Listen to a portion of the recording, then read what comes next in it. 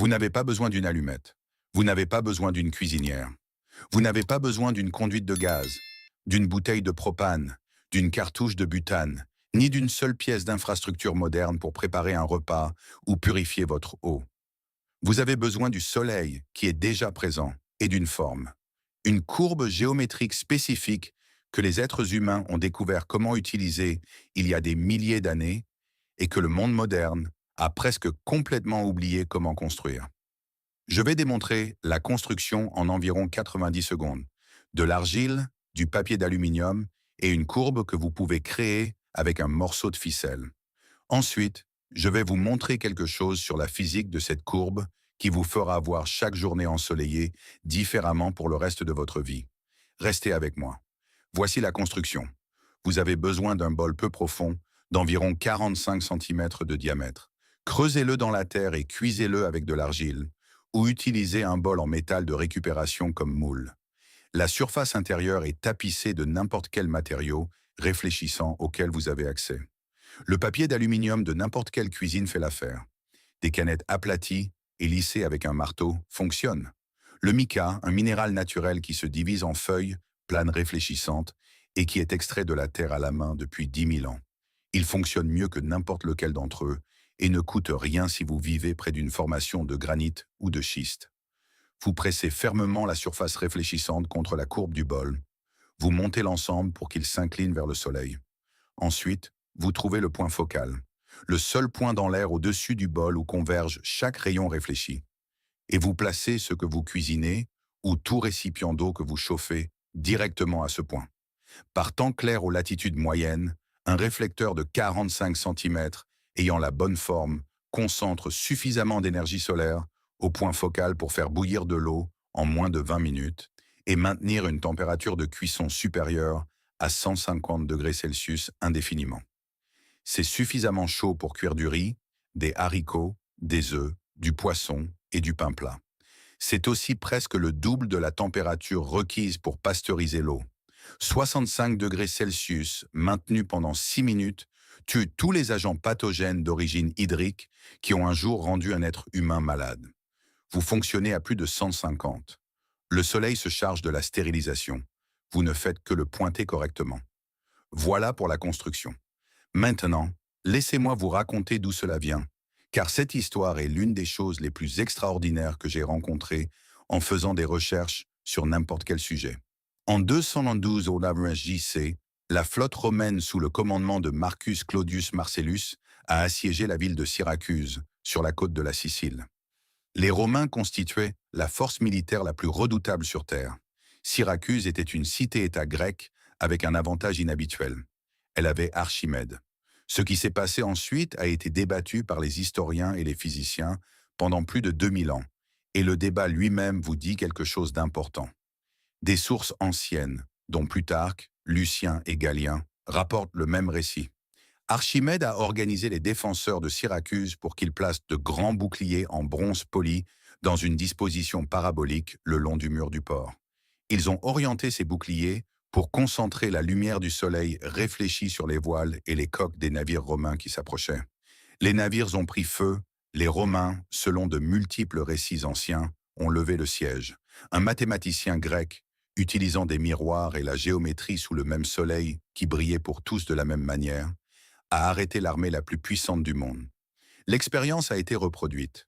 En 1973, un ingénieur grec nommé Ioannis Sakas a aligné 70 hommes sur un front de port, chacun tenant un miroir oblong de la taille d'une feuille de cuivre standard.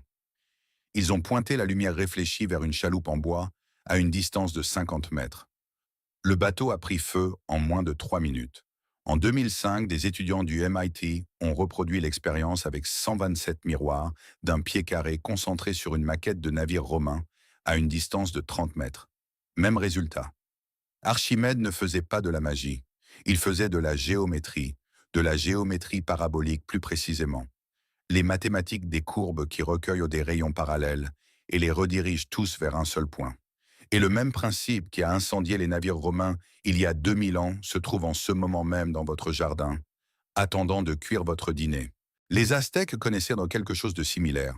Bien que leur utilisation de minéraux réfléchissants et prit une direction différente. L'obsidienne, un verre volcanique formé lorsque la lave refroidit si rapidement que ses molécules n'ont pas le temps de cristalliser, était l'un des matériaux les plus précieux en Mésoamérique, non seulement comme outil de coupe, mais aussi comme miroir.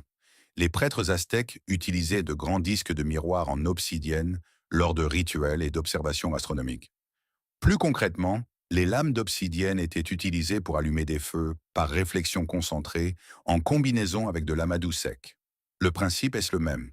Une surface polie suffisamment lisse pour réfléchir de manière cohérente, correctement inclinée vers le soleil, concentrant l'énergie en un point. Les Aztèques, les Grecs, les Égyptiens, qui utilisèrent de l'électrum poli, un alliage naturel d'or et d'argent, sur les pyramidions de leurs obélisques pour capter et disperser la première lumière du soleil chaque matin. Chaque civilisation ancienne qui a construit à grande échelle a fini par découvrir la même vérité. Le soleil est la source d'énergie la plus puissante à la disposition d'un être humain à la surface de cette planète. Et une surface courbe polie est l'outil qui le rend obéissant. Nous avons cessé d'enseigner cela, non pas parce que cela a cessé de fonctionner, mais parce qu'il n'était plus rentable de s'en souvenir. L'industrie des équipements de survie dans ce pays vend des cuiseurs solaires, paraboliques, boîtes, panneaux. Ils se vendent au détail entre 80 et 400 dollars. Certains sont vraiment bien faits. Tous sont construits sur une physique qui est dans le domaine public depuis 2 millénaires et qui ne nécessite absolument aucun composant manufacturé pour être reproduite.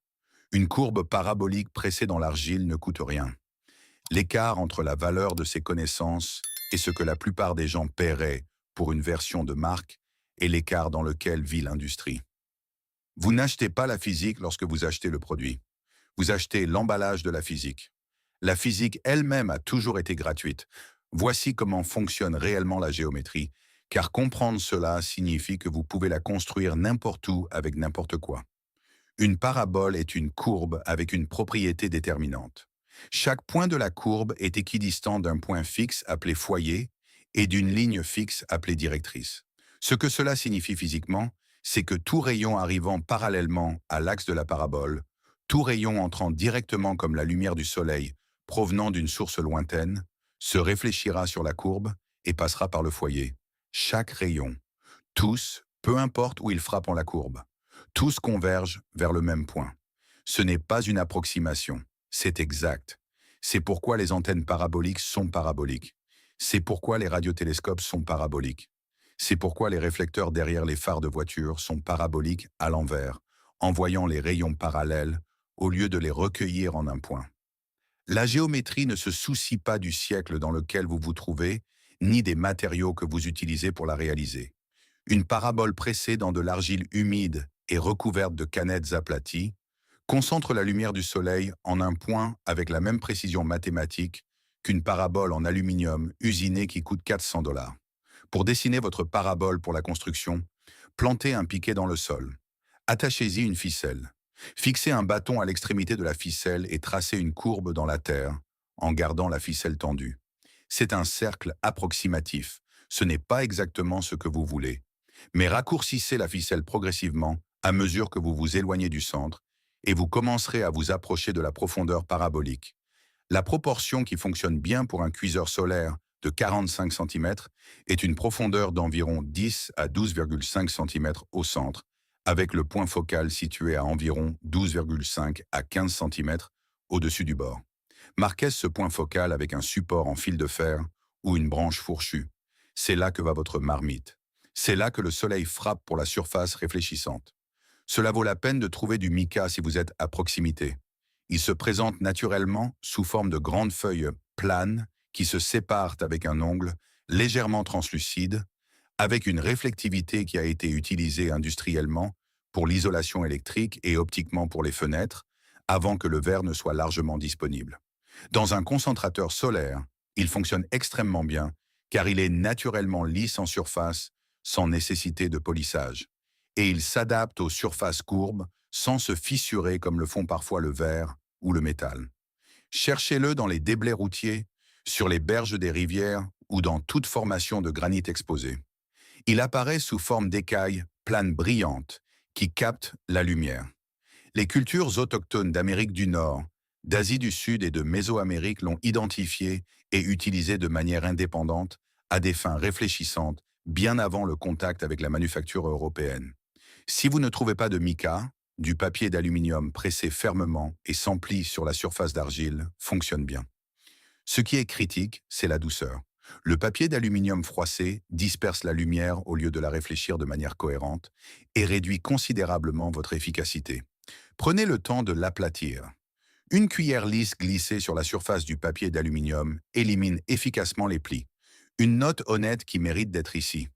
Un cuiseur solaire parabolique nécessite la lumière directe du soleil et doit être réorienté toutes les 20 ou 30 minutes à mesure que le soleil se déplace. Il ne fonctionne pas sous une couverture nuageuse et est moins performant en cas de brume ou de forte humidité. La lumière du matin et de la fin d'après-midi arrive à un angle qui réduit la concentration efficace par rapport à midi. Planifiez votre cuisson pour les 2 ou 3 heures de part et d'autre du midi solaire et vous obtiendrez des résultats constants. Une marmite avec un extérieur sombre absorbe mieux la chaleur qu'une marmite brillante. Une marmite en terre cuite fonctionne bien. Un récipient en métal noirci fonctionne mieux. Pour la pasteurisation de l'eau en particulier, une bouteille en verre ou en plastique transparent, placée au point focal, chauffe plus rapidement qu'un récipient opaque, car la lumière pénètre et chauffe l'eau directement, au lieu d'être conduite à travers la paroi du récipient. Il y a une chose à laquelle je reviens toujours avec cela. Archimède est mort en 212 sur la Vichy, lorsqu'un soldat romain l'a tué lors de la chute finale de Syracuse, prétendument alors qu'il dessinait des figures géométriques dans le sable et refusait d'être interrompu. L'homme qui comprenait suffisamment bien la géométrie parabolique pour utiliser le soleil comme arme a été assassiné par l'armée à laquelle il avait résisté pendant 2 ans alors qu'il travaillait sur un problème de mathématiques dans la Terre. Sa géométrie lui a survécu pendant plus de 2000 ans. C'est toujours vrai. La courbe continue de fonctionner. Le soleil continue de converger au point focal exactement comme il avait compris qu'il le ferait. Une forme dessinée dans l'argile avec un morceau de ficelle continue de faire ce que cette forme a toujours fait et elle ne nécessite pas d'allumettes, de conduite de gaz, de boîte d'abonnement de survie ou quoi que ce soit de fabriqué au cours des 2000 dernières années pour le faire. Pressez la courbe, tapissez-la de quelque chose de brillant, pointez-la vers le soleil, trouvez le foyer, mettez-y votre eau, éloignez-vous et revenez pour trouver quelque chose de stérile. Partagez ceci avec quelqu'un qui pense que l'autosuffisance nécessite une carte de crédit et une adresse de livraison. Ce n'est pas le cas. Elle nécessite une forme. Et maintenant, ils savent laquelle. Si cette géométrie ancienne a changé votre façon de voir la puissance du soleil, veuillez vous abonner et aimer la vidéo. Nous déterrons l'histoire qu'ils ont essayé d'enterrer. Plantez les graines de l'avenir. Le prochain trésor sera bientôt révélé.